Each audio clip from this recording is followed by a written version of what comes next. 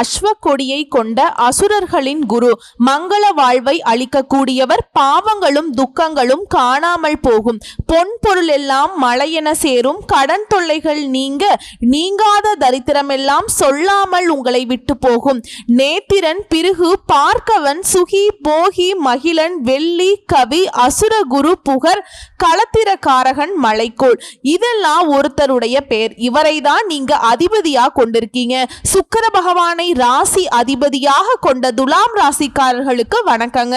இவ்வளவு மகத்துவம் வாய்ந்த அருமை பெருமைக்கு சொந்தக்காரராய் இருக்கக்கூடிய சுக்கிர பகவானை அதிபதியா கொண்டாலும் துலாம் ராசியுடைய வாழ்க்கை எப்படி தெரியுமா?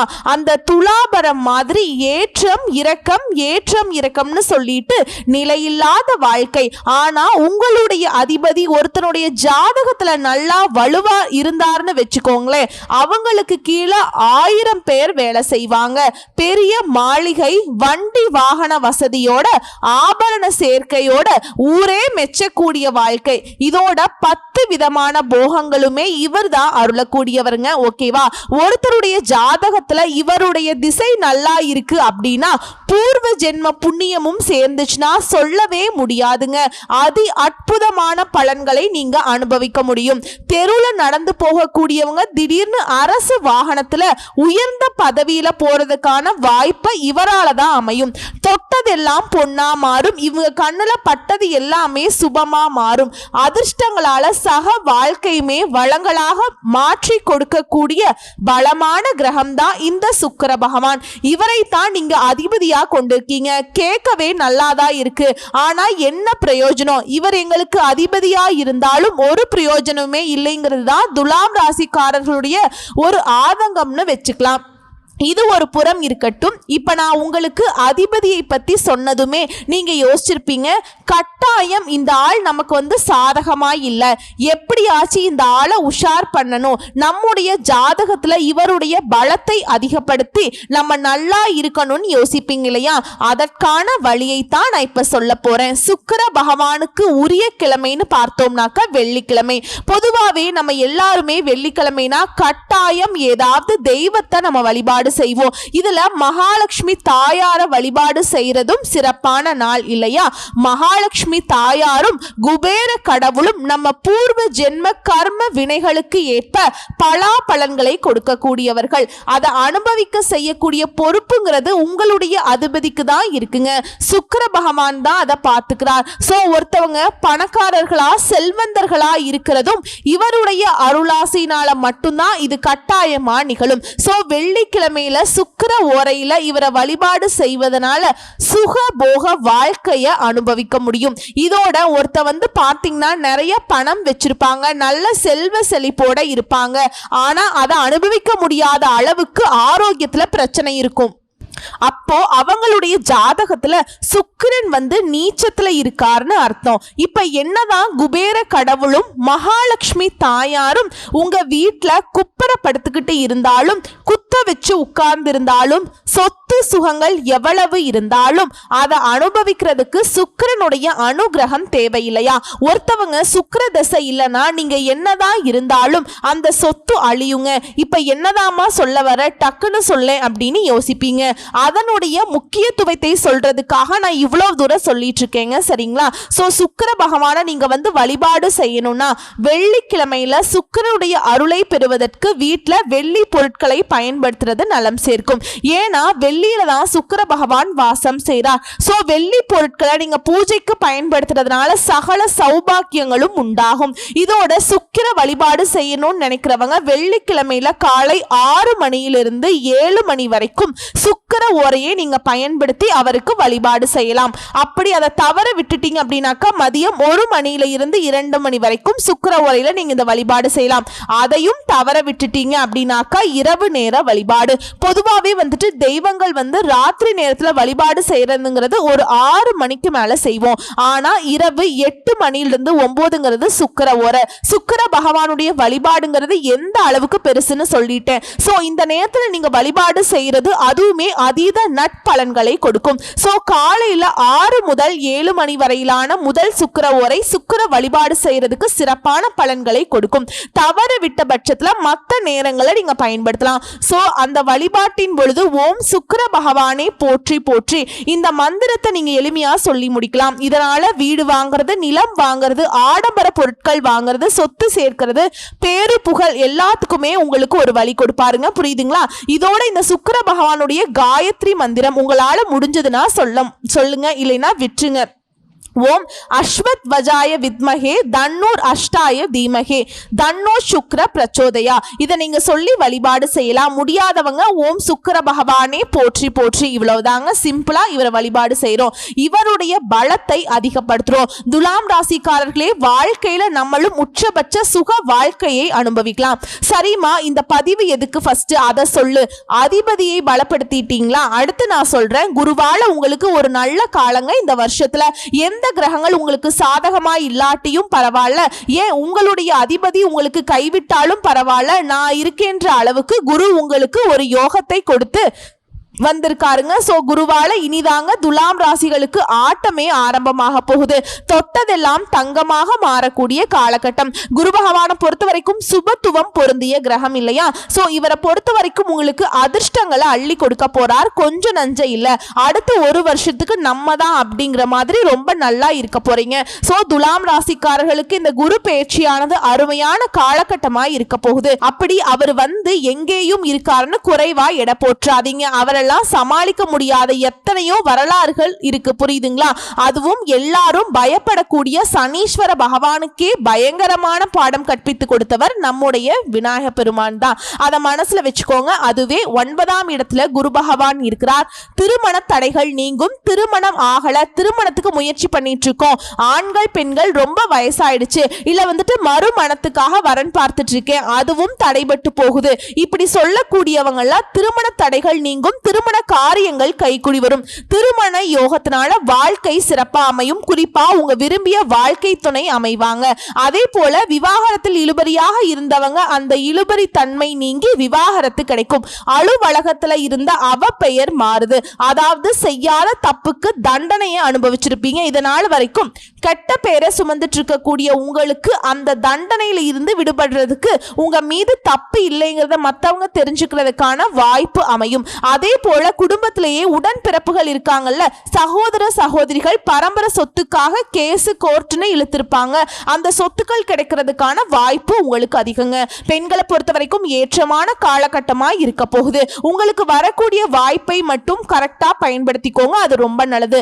துலாம் ராசிகளை பொறுத்த வரைக்கும் நீங்க என்ன பண்ணணும்? இந்த பலன்களை வந்துட்டு ஃபாலோ பண்ணிக்கணும். கடன் மேல கடன் வாங்கி கஷ்டப்பட்டு இருக்கக்கூடிய உங்களுக்கு ஒரு வழி பிறக்கும். லாபம் வரக்கூடிய நேரம் இது.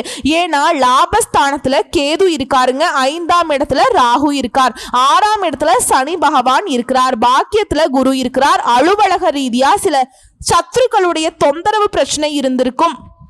அது எல்லாமே சரியாகிடுங்க.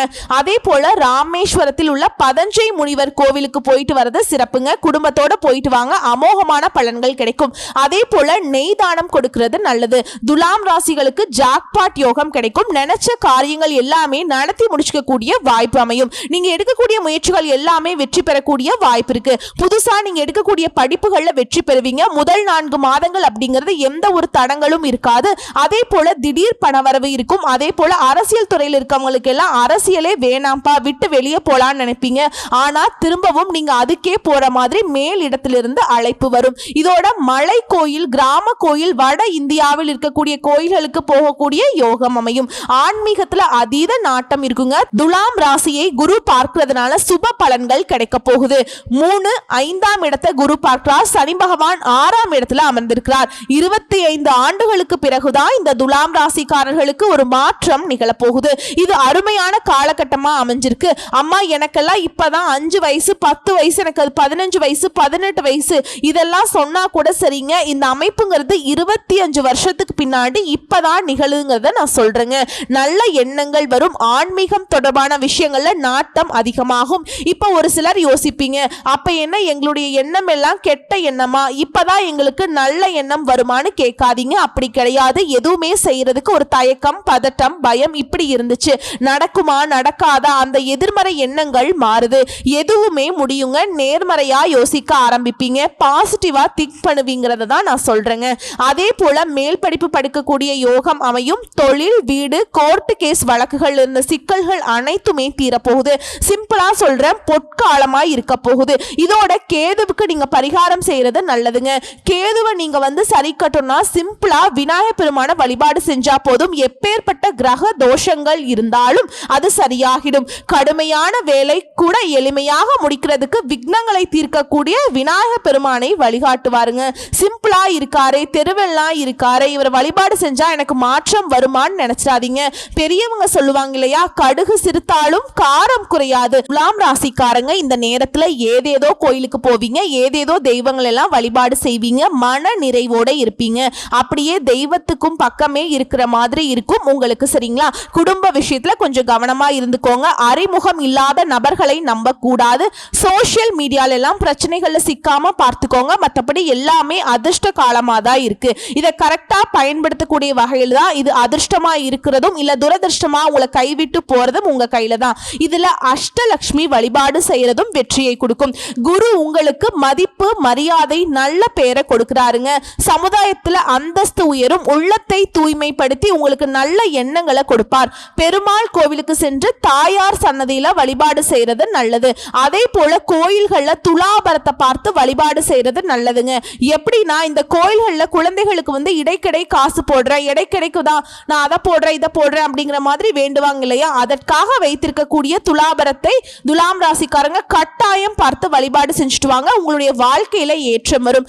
எப்பவுமே துலாம் ராசிக்காரங்க நுண்ணறிவு பெற்றவங்க, பேச்சு சாதுரியம் அதிகமா இருக்கும். தன்னை தேடி வந்தவங்களுக்கு, தங்கிட்ட உதவின்னு வந்தவங்களுக்கு உதவி செய்யறதுல வள்ளல்கள். உங்களை பொறுத்த வரைக்கும் இதுவரைக்கும் பல விஷயங்கள்ல ஒதுங்கி இருந்திருப்பீங்க, ஒரு மாதிரி இருட்டு வாழ்க்கைய வாழ்ந்திருப்பீங்க. இனி வெளிச்சத்துக்கு வரப்போறீங்க. முதல் மரியாதை கிடைக்கும். வராத பணம் கைக்கு வரும். தந்தையார் கிட்ட உங்களுக்கு இருக்கக்கூடிய மன கசப்புகள் நீங்கும். தந்தை வழி சொத்துக்கள் உங்களை சேரும். குடும்பத்துல பிரிஞ்சு போனவங்க ஒன்று சேர போறீங்க. பண வரவு அதிகரிக்கும். எதிர்ப்புகள் விலகும். கோர்ட்டு கேஸ் வழக்குகள்ல உங்களுக்கு சாதகமான தீர்ப்பு கிடைக்கும். இதுவரைக்கும் வாடகை வீட்டுல இருந்தவங்க சொந்த வீட்டுல குடியேறக்கூடிய வாய்ப்பு இருக்கு. அதே போல உங்களுக்கு திருமண தடைகள் விலகுது. திருமண யோகம் இருக்கிற மாதிரி உங்களுடைய மகனுக்கோ மகளுக்கோ திருமண வாய்ப்பு அமையும். உங்களுக்கு அப்படின்னாவே திருமண வயதில் இருக்கக்கூடிய துலாம் ராசி, அதே உங்களுடைய மகனுக்கோ மகளுக்கோ சொன்னாக்கா திருமணமாகி உங்களுடைய பிள்ளைகளுக்கு திருமண வயது வந்திருக்கும் இல்லையா, கொஞ்சம் வயதானவர்கள், அவர்களுக்கு சொல்றேங்க. அதே போல தள்ளி போன திருமணம் கைக்குடி வரும். வீடு வாங்கக்கூடிய அமைப்பிற்கு, கடன் வாங்கி வீடு கட்டக்கூடிய யோகம் இருக்கு. கோர்ட் கேஸ் வழக்குகள் சாதகமாக இருக்கும். சோர்வு நீங்குது. உற்சாகம் பிறக்கும். குறிப்பா ஆரோக்கியம் சிறப்பா இருக்கு, மிக சிறப்பா இருக்குங்க. தோற்ற பொலிவு கூடும். தயக்கம், தடுமாற்றம் எல்லாமே நீங்க போகுது. கையில பணம் பொருளும். வருங்காலத்தை மனசுல வச்சுட்டு சேமிக்க தொடங்குவீங்க. குடும்பத்துல கலகலப்பான சூழல் ஏற்படும். கணவன் மனைவிக்கிடையே மனம் விட்டு பேச போறீங்க. 3ஆம் இடத்தை குரு பார்க்க சொத்து சேர்க்கை இருக்குது. எதிர்பார்த்த வகையில பண வரவு இருக்கு. பலருக்கு நகை ஆபரணங்கள் சேரும். செய்யக்கூடிய தொழில இருந்த கஷ்ட நிலை மாறுது.